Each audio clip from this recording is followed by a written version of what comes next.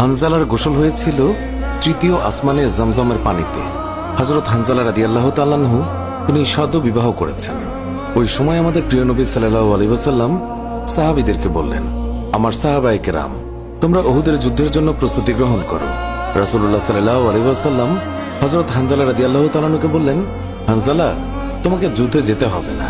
তখন হানজালা রাদিয়াল্লাহু তাআলা আনহু বললেন, ইয়া রাসূলুল্লাহ, আপনি যুদ্ধে যাবেন, কাফেরদের সঙ্গে যুদ্ধ করবেন, আর আমি সেখানে না গিয়ে স্ত্রীর সঙ্গে আমোদ প্রমোদ করব?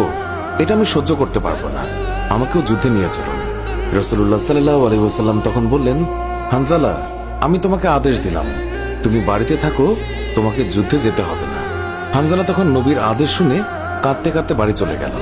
আমাদের প্রিয় নবী সাল্লাল্লাহু আলাইহি ওয়াসাল্লাম সাহাবীদেরকে নিয়ে যুদ্ধে চলে গেছেন। এদিকে সাহাবী হানজালা তার স্ত্রীর সঙ্গে রাত কাটানোর পর তার উপর গোসল ফরজ হয়ে গিয়েছে, তাই সে গোসল করতে গেছেন, পানি নিয়ে দাঁড়িয়েও গেছেন। এই সময় মদিনার গলি থেকে কেউ একজন চিৎকার করে বলছিলেন, মদিনার মুসলমানরা, তোমরা কার জন্য জীবিত থাকবে? তোমাদের প্রিয় নবীকে কাফের মুশরিকরা শহীদ করে দিয়েছে। এই কথা যেই মাত্র হানজালার কানে পৌঁছালো, তখনই তিনি পানির বালতি ফেলে দিয়ে তার স্ত্রীর কাছে গেল এবং তার স্ত্রীকে বলল, হে আমার স্ত্রী, তাড়াতাড়ি আমার তলোয়ারটা দাও।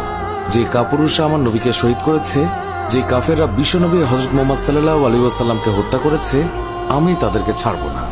আজ হয় তারা মরবে, না হয় আমি মরব। যে দুনিয়ায় নবী নেই, সেই দুনিয়ায় আমি বাঁচতে চাই না। দাও, আমার তলোয়ারটা দাও। তখন হানজালার স্ত্রী বললেন, আপনি আমার নবীর হত্যাকারীকে হত্যা করতে যাচ্ছেন? যান, আমি বাধা দেব না, আমার বাধা দেওয়ার অধিকার নেই। তবে আপনি দয়া করে গোসল করে পবিত্র হয়ে যান, কেননা আপনার উপর গোসল ফরজ হয়ে গিয়েছে। এছাড়াও আপনি যদি উহুদের ময়দানে শহীদ হয়েও যান, আমি কোনো দুঃখ করব না। উত্তরে হানজালা বললেন, না, যদি আমি গোসল করতে যাই, তবে আমার নবীর হত্যাকারীরা কিছু সময়ের জন্য হলেও বেঁচে থাকবে, এটা আমি হতে দিতে পারি না। আমার যেই দুনিয়ায় আমার নবী বেঁচে নেই, ওই দুনিয়ার পানি দিয়ে আমি গোসল করতে পারি না। এই বলে তিনি তলোয়ার নিয়ে চলে গেলেন। উহুদের ময়দানে তিনি অনেক কাফেরকে হত্যা করলেন। একসময় যুদ্ধ করতে করতে তিনি শহীদ হয়ে গেলেন।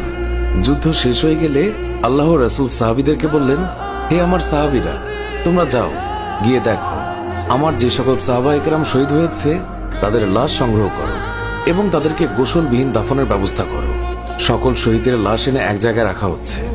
নবীজি গুনে দেখলেন ৬৮টি লাশ রয়েছে, ২টি লাশ নেই।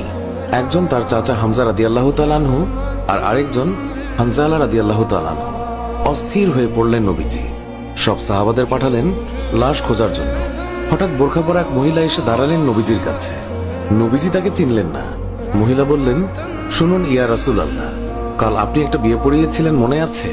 নবীজি বললেন,